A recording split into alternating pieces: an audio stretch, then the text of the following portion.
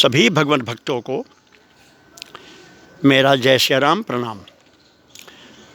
आज के इस कार्यक्रम के लिए कई भक्तों का बहुत ही सुंदर प्रश्न आया है कि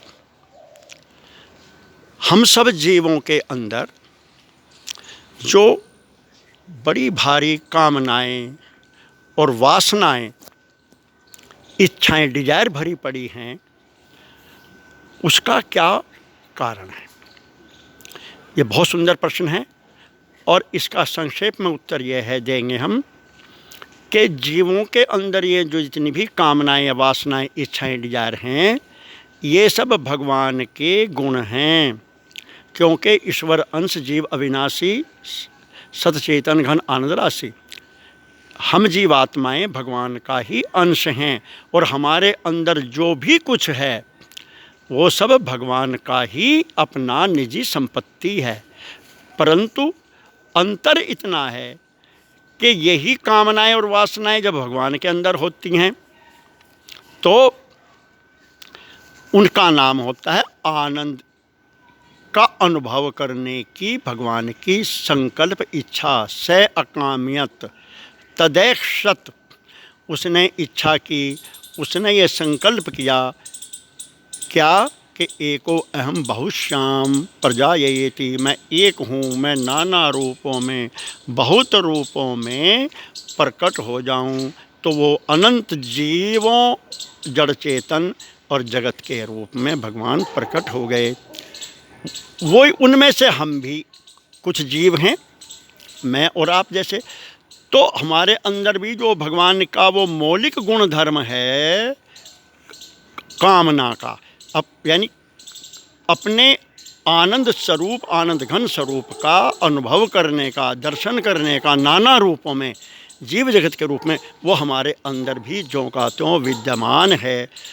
बस अंतर इतना है कि जीव के हमारे लेवल पे हम इस जीव जगत का, यानी अपने आप का जो दर्शन अनुभव प्राप्ति करना चाहते हैं, इच्छा करते हैं, वो इसको हम अपना आपा, अपना स्वरूप या भगवान समझकर नहीं करते हैं, बल्कि इसको इदम अर्थात विषय और जगत समझ के करते हैं। इसलिए हमारे इस आनंद के अनुभव की चाह का नाम हो गया यहाँ कामनाएं, इच्छाएं, वासनाएं। और यही भगवान के अंदर जब ये चाह होती है उसका नाम होता है आनंद की लहरें। भगवान अपने आनंद घन स्वरूप का अनुभव करना चाहते हैं बहुत रूपों में। ये अंतर आया बस, इसलिए हमारे अंदर ये विकार हैं और भगवान के अंदर ये विकार ना हो कि ये भगवान का गुण धर्म है, ये उसका वस्तुगत गुण है। क्योंकि भगवान आनंद घन है, वो अपने आनंद पने को अनंत प्रकार से, अनंत वैरायटीज़ के रूप में इस जगत, जीव जगत के रूप में देखना, दर्शन करना चाहते हैं। लेकिन भगवान अपने नित्य अखंड बोध में रहते हुए, ज्ञान अखंड एक सीतावर, लेकिन माया बस जीव सचराचर, जो सब कह रहे ज्ञान एक रस, ईश्वर जीव ही भेद कहूगस। बस हमारे अंदर वो ज्ञान एक रस नहीं रहता, लेकिन भगवान के अंदर वो उनका ज्ञान अखंड और एक रस रहता है। ज्योतिहूँ काल एक रस रहे ही, महिमा निगम नेति कही कहे हैं, गोस्वामी जी कहते हैं। भगवान का ज्ञान सदा एक रस रहता है, अखंड रहता है, लेकिन भगवान ही स्वयं जीवों के रूप में बन कर के अपने ज्ञान को अखंड और एक रस नहीं रखते हैं। इसका कारण है कि उनको जीव बन के, जीव के रूप में इस भेदा भेद जगत की लीलाओं का आनंद लेना है।